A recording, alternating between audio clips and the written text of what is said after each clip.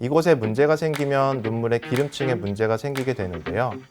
마이봄샘은 속눈썹 라인 근처에 있기 때문에 여러 가지 오염 물질에 의해서 염증이 생기거나 모공이 막히는 경우가 의외로 많습니다.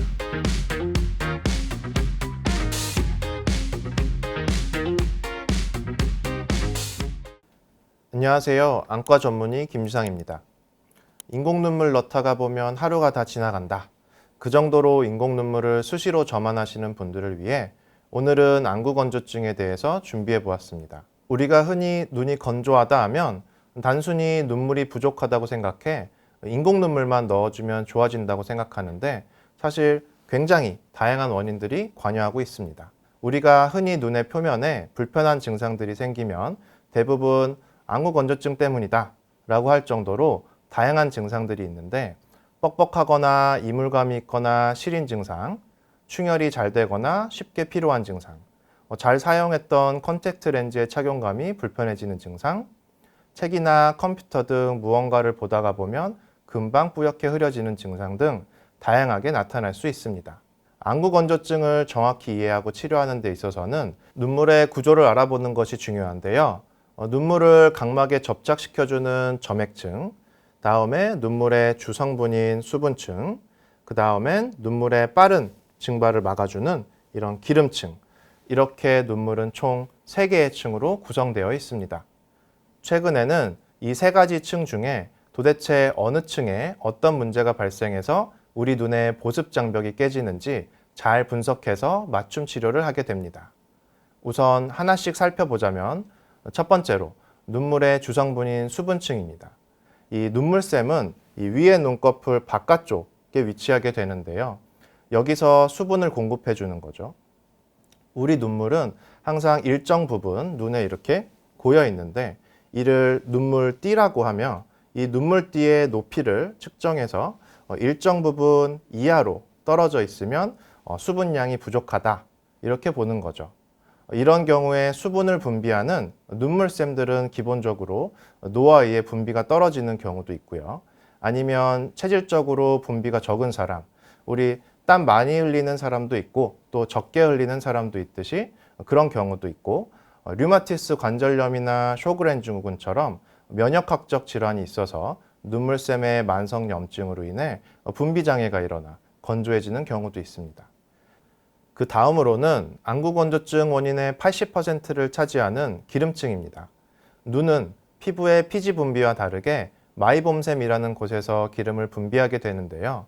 이런 마이봄샘은 우리 아래 눈꺼풀에 20에서 30개, 또 위에 눈꺼풀에 30에서 40개가 존재하며 눈꺼풀의 테두리 안쪽의 모공들을 통해서 눈으로 분비되게 됩니다. 이곳에 문제가 생기면 눈물의 기름층에 문제가 생기게 되는데요.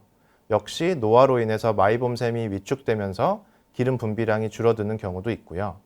마이봄샘은 속눈썹 라인 근처에 있기 때문에 여러 가지 오염 물질에 의해서 염증이 생기거나 모공이 막히는 경우가 의외로 많습니다. 특히 여성분들에 한해서 간혹 아이라인 문신을 하실 때 점막 부위까지 외상을 주게 되면 마이봄샘의 염증 반응을 일으키는 경우도 있고요. 화장품에 의해서 오염되는 경우도 있습니다. 마지막으로 점액층인데요. 점액층은 단독으로 문제를 일으키는 경우는 실은 많지는 않습니다. 그래서 종합해서 보면 우리 피부도 건성이 있고 지성이 있고 또 복합성도 있는 것과 같이 안구 건조증도 이런 수분층의 문제냐 아니면 이런 기름층의 문제냐 아니면 복합적인 문제냐 결국 어느 것이 문제냐에 따라 치료법도 달라지게 됩니다. 첫 번째로 말씀드렸던 수분층 문제의 경우에는 수분을 보충해주기 위해 눈물약을 넣는 방법, 그리고 눈물샘 자체를 활성화시켜주는 눈물약을 넣는 방법도 있지만 더 적극적인 치료로 들어가면 눈물띠 높이가 낮을 경우 눈물이 내려가는 누점이라는 구멍을 플러그라는 인체에 안전한 성분으로 된 제품으로 막아버리는 거죠.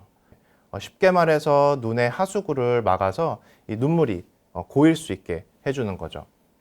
인체에서 흡수되는 한시적인 플러그도 있고 녹지 않는 플러그도 있어서 보통 환자의 상태에 따라서 결정하게 됩니다. 그 다음으로 기름층 문제의 경우에는 마이봄샘을 들춰봅니다.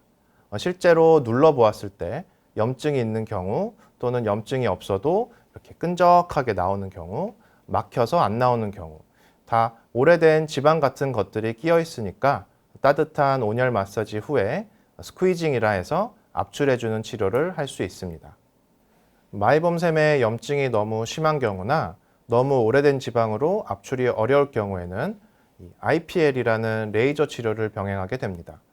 IPL 레이저는 굳어있는 기름을 녹여주고 미세혈관 이상으로 인한 염증을 줄여주는데 탁월한 효과가 있습니다. 결국 꾸준함이 중요한데요. 이렇게 정기적으로 관리를 받으신다면 마이봄샘에서 다시 좋은 기름들이 잘 분비돼서 건강한 기름층을 형성할 수 있게 해줍니다. 오늘은 안구건조증에 대해서 알아보았는데요. 말씀드린 내용과 같이 단순하게 눈물약만 넣어서 해결되지 않는 경우들이 많습니다. 병원에 내원하셔서 보다 정확한 검사를 통해 자신에게 맞는 방법으로 안구건조증 치료를 받으시길 바랍니다.